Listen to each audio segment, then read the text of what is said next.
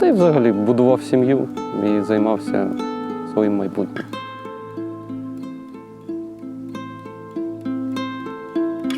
Працював на роботі менеджером по продажам будівельних матеріалів.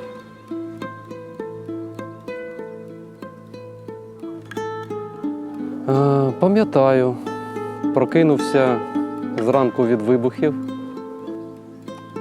І скажу так, що я не зрозумів спочатку, що це почалась саме війна.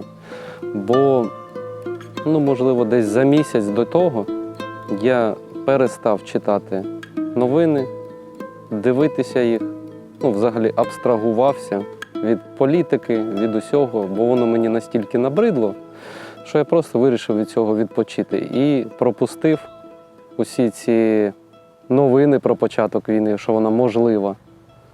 І тому вибухи мене застали врасплох.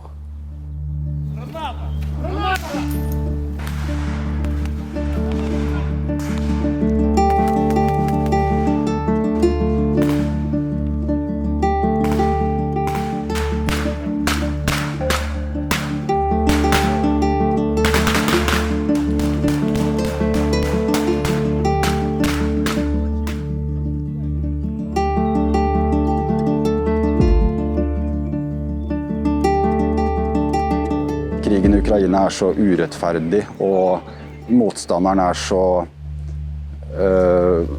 voldsom og kompromissløs. Det så urettferdig den striden som skjer der nede med bombing og droner mot sivile mål, at for meg så det helt unaturlig og ikke et valg å være nøytral. Da.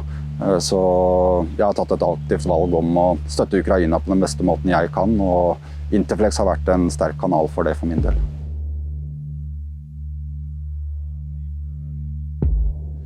Forrige gang jeg var på Interflex og holdt Basic Training Instructor Course, så fikk jeg forespørsel fra Norge med hvordan går det med soldatene dine i dag, altså elevene. Og jeg spurte med hva da, for da stod det på forsiden av norske medier at det var droner som hadde gått ned i en skole. Og så sier jeg, men dette skjer hver dag, men i dag har nyhetene skrevet om det. Så den forsvarsviljen til, jeg får snakke for det norske folk, den absolutt til stede, og jeg vet at skulle det bli behov for det, så vil folk stille opp. Men jeg tror nok en liten reminder på at det som skjer i Ukraina som nyhetsbilde gjenspeiler, det skjer hver eneste dag. Da. Det tror jeg ikke alle tenker på. Тому що оператор FPV, оператор дрона, фокусуюсь на самій задачі, на її важливості, тому що я розумію, я знаходжусь в умовній безпеці, переді мною сидить піхота, і від моїх дій залежить життя цієї піхоти. Тобто, якщо я не прилечу, не виконую задачу по знищенню або по розвідці, або ще якусь, то постраждає піхота. Тому мене мотивує і тримає мій розум холодним саме ця ідея, що я потрібен для того, щоб захистити піхоту на передньому рубежі. 3 skyttar befinner sig i den nordöstra delen av Skogsdungen. Är det säkert att se sig till det där? Ja, det är det. De kan ju, majoriteten kan ju allting redan. Men vi får ju lyssna på vad de har att säga. Vi får se hur de agerar när vi liksom kommer med ett drönarhot och de ska agera utifrån det. Så lär vi oss hur mycket som helst samtidigt som de får en chans att öva utan det riktiga hotet. Alltså det är något man har i bakhuvudet hela tiden när man sitter och övar, skulle jag säga. När man flyger mot dem. Och hur man ska förhålla sig till dem. Man måste ju på ett sätt slå av det där lite grann för att göra det så realistiskt som möjligt. Men samtidigt så tänker man ju liksom att det kan ju vara, eller vi vet ju att det är människor som har varit under drönarattacker. Och då, det tar ju emot att fortsätta liksom, köra de här attackerna mot dem samtidigt som vi vet att det är viktigt att de får öva i liksom fred eller schysstare förhållanden. Det är ju bland de viktigaste uppgifterna som Sverige löser just nu. Och att vara en del av det är man är tacksam över var. När det kommer till drönare och motåtgärder mot dem, det är ju konstant race. Liksom katt och råtta hela tiden. Att nu kommer drönare. Vad kan vi använda för motmedel mot det liksom?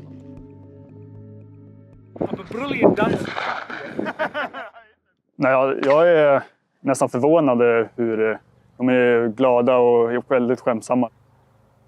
De är väldigt ivriga att lära sig. Så det är väl det största, liksom, att de är här för att lära sig och de vill verkligen lära sig för att de vet vad som kommer skall.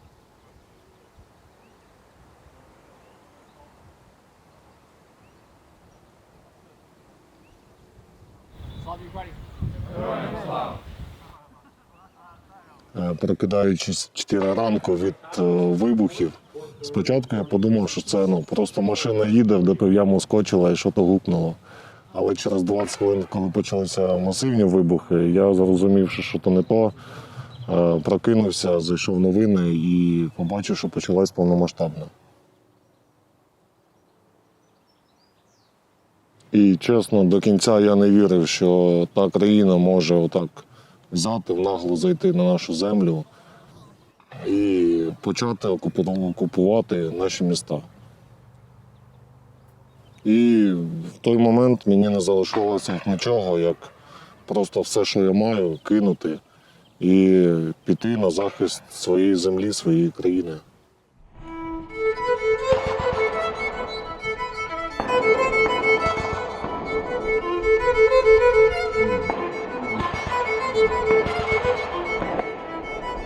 І з того моменту мене багато хто по сьогоднішній день запитує, чи не жалкую я, що кинув абсолютно все і пішов на війну. Я постійно з певністю відповідаю, що ні, не жалію, тому що це мій був осознанний вибір.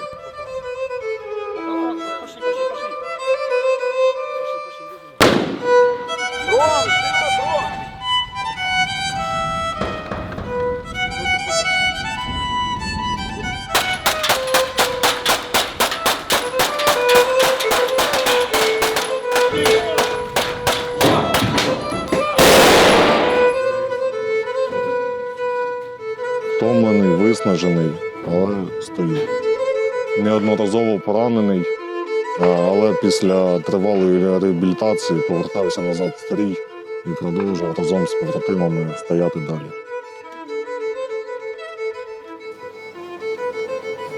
Man har ju sett på videos och man har ju en bild av hur det ser ut. Men det är något annat när det faktiskt är en människa som berättar de här historierna för en. Då är det mer påtagligt på ett annat sätt. Så jag skulle säga att förståelsen fanns där, men det blev mer, som jag sa innan, kriget kom närmare när man väl pratade med människor som hade upplevt de händelserna som de hade gjort. Och stå framför människorna och utbilda och känna att man gör en skillnad. Det är väl det som är det främsta egentligen, att känna att man kan, på det lilla sättet man kan påverka, så kan man påverka dem till att bli bättre gruppchefer. Det var egentligen det drivet som finns under den här rotationen.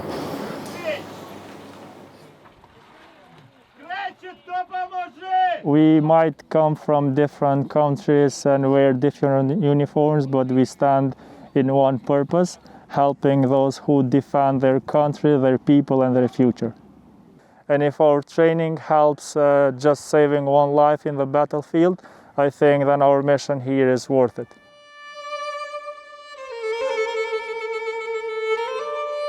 Просто хотів би сказати, щоб люди не боялися йти захищати свій дім, свою батьківщину, свою сім'ю. І та, мабуть, все. Якщо буде потрібна наша допомога, то, по крайній мірі, я буду намагатись теж допомагати, якщо в чийсь інший дім прийде така біда.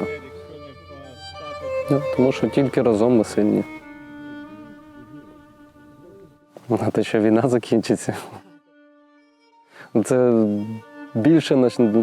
це найбільше, на що я сподіваюся. На те, що вона якомога швидше має закінчитись. Поїду відпочивати. Поїду в тур по Україні. Буду заїжджати в ті міста, де я ще не був. Візьму свою дружину і ми поїдемо довго і нудно відпочивати.